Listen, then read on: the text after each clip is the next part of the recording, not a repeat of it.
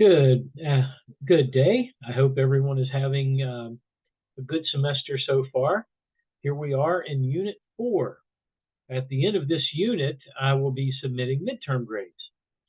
So I just want to start by saying, unless you've not been turning in work, your grades should be just fine.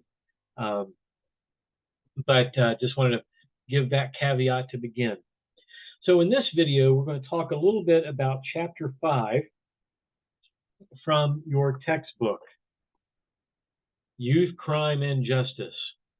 See if I can get it right. There we go. Youth, Crime, and Justice. Now remember, you should be reading The Cycle of Juvenile Justice. For anyone who ever ends up working in the juvenile justice system, that means as a police officer who arrests juveniles. That means as a judge. That means as a probation officer. That means as a corrections officer. Even if you end up working as a mental health clinician, because I know there's some psychology majors that might be taking this course. No matter what area of criminal justice you end up in, you will be working with juveniles at some point. So this information is very important.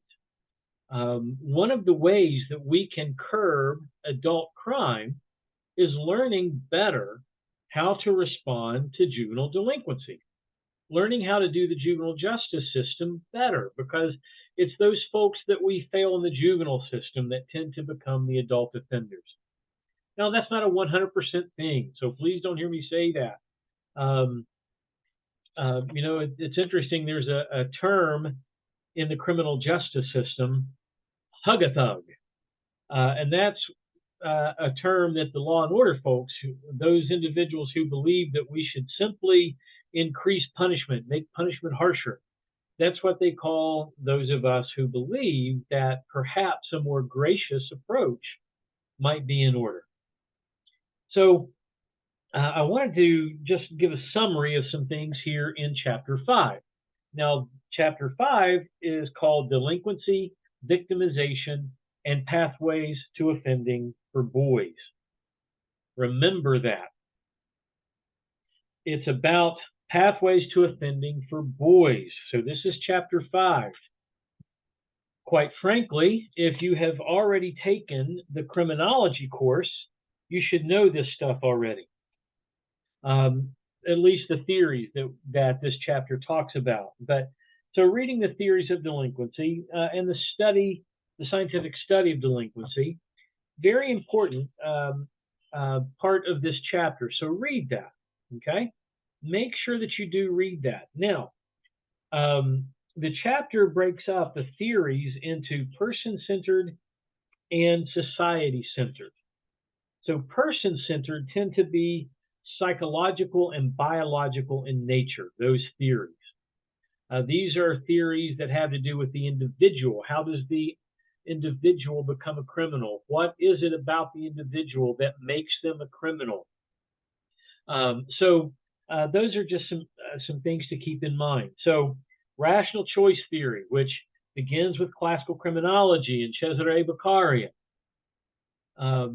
By the way, for those of you who have Dr. Harden for class, tell him that I pronounced this correctly, Cesare. But Cesare Beccaria enunciated deterrence theory back in the 1700s. That is probably more of a psychological theory than anything else, although it has to do with social correlates such as knowing what is a crime and what isn't. In other words, we cannot deter people, the individual, from committing a crime unless the individual clearly knows what is and is not a crime. So the rational choice theory, Beccaria was very simplistic. Rational choice theory, more modern, was more complex, but they still look at the pleasure principle. The pleasure principle being the idea that human beings, in everything we do, we seek to increase pleasure and decrease pain. By the way, that principle was directly refuted by Charles Dickens in A Christmas Carol. Folks don't realize that story was not necessarily written to be a Christmas story. um, notwithstanding the tradition around that. But it was also written to contradict the pleasure principle, to say that there are people out there who actually care about others, and that's what makes a difference to them, not their own pleasure.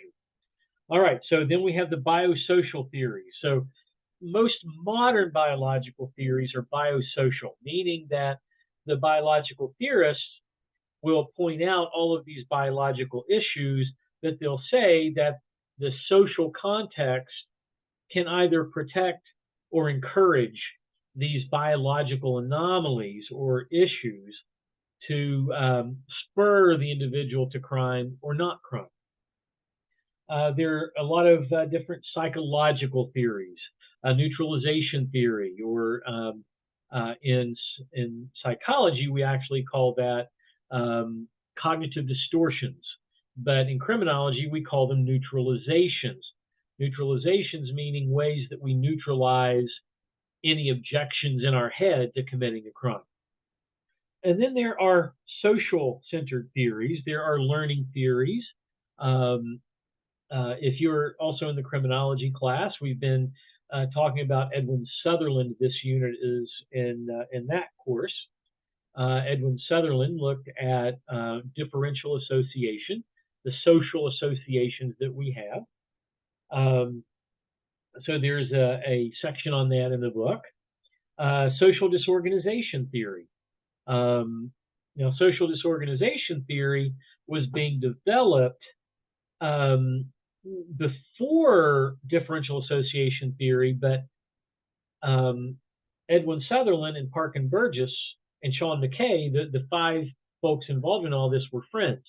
So, but social disorganization theory basically looks at the breakdown in social mores and norms due to immigration throwing people from a bunch of different cultures together, and so they don't have any cultural adherence. Very important to understand. Anomie and strain theory, a sense of normlessness. And strain theory was developed based on the idea that that criminals become criminals because they want to achieve the American dream, but the traditional methods of doing so are not possible for them. So they go outside of that. Social control theory, interesting theory. That's more about how others and our connection to others might prevent us from committing crime. I might do something if it weren't for my grandpa out there and not wanting to disappoint my grandpa. Very important to keep that in mind. Subcultural theories. Now, these are gaining more traction in criminology classes, so I really want you to read this one. I actually don't cover this in the criminology class. There's no way for me to cover every single theory in that course, so I don't cover this one, but I strongly urge you to read, to make sure that you read this and know it. And then the last one here is labeling theory. Labeling theory is the idea that a youth commits a minor offense, but from this minor offense, they now get labeled as a delinquent. And now everybody looks at them as a delinquent. So they have a tougher time fitting in. Folks look at them differently, and now they start to look at themselves differently. And because we overreacted to this minor offense, we actually label them as a delinquent and increase the likelihood that they will commit a more major delinquent offense. Okay? So there's a section in here at the very end on integrated theories. Critical theories are very important, and they have something to tell us. Now, I'm not a Marxist by any stretch of the imagination. However, I do think that we must pay attention to the idea that some laws are created to keep certain classes under control, especially when we're looking at the mala prohibita laws. Okay, let's keep that in mind. All right, so those are the critical theories. Now I'm going to make a different video for chapter 6, which is the exact same title, only it's for girls instead of boys. I'm going to conclude this video by pointing out that our book looks at different theories for teenage girls, for female juveniles. So, and we'll talk about why that is at the beginning of the next video.